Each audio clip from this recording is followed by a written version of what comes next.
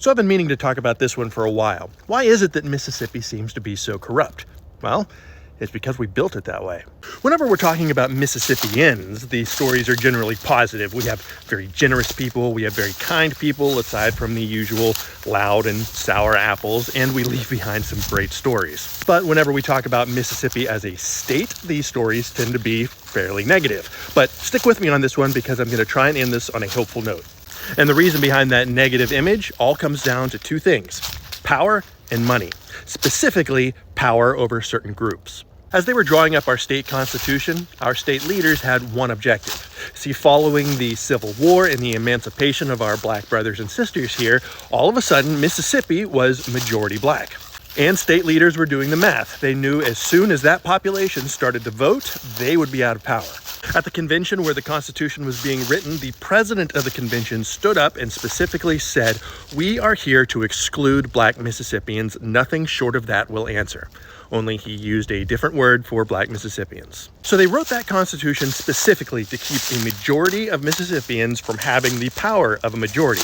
And it worked. Voter registration for black Mississippians went from 67% to 6%. And they didn't just address voting. They also made it so that the people or parties that were in power could stay in that power a lot easier. For example, they made it so that when you're electing a state governor, it wasn't just the majority vote that won them. They also had to win a certain amount of House districts. And if they didn't win that number of districts, then the House itself would decide who the next governor would be. Basically, that made it impossible for a person of color to ever hold that seat. And that law we only repealed about 4 years ago. Committee members were given incredible power to just bury bills or laws that they didn't like. If a candidate got into power and then immediately broke all their campaign promises, Mississippi didn't have any recall laws to get rid of them. One part of Mississippi suddenly developed a little louder of a voice than the state was comfortable with. They just redrew the districts, which is still something that we're dealing with today. In other words, Mississippi's Constitution was written with one intent: never let the majority speak for the state. And that's just the power side.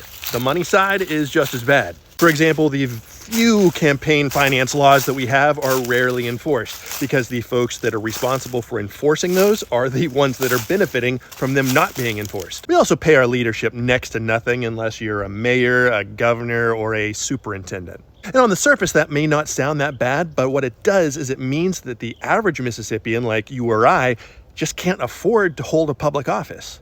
Very few of us have the ability to walk away from our jobs to take one that pays 70 or 80% less. So that leaves us with representation that's either wealthy business owners, independently wealthy, or folks that are getting into office with the intent to make some money on the side.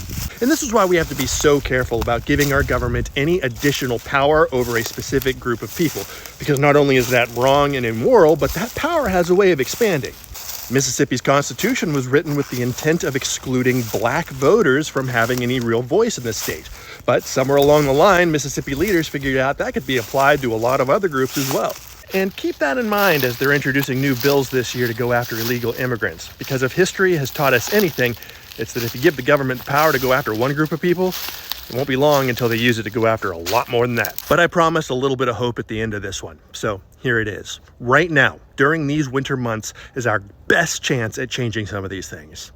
Right now is when new bills are being introduced for Mississippi. And these new bills could do anything from granting us greater transparency to giving us recall abilities against leaders who aren't leading the way that we want them to. They could be used to make sure that everybody has a fair voice, and they could make sure that the majority speaks for our state and not just a small group in a back room somewhere. We just have to pay attention. We have to let them know that we're watching. And this is the hardest part. We have to leave apathy at the door and believe that change is possible.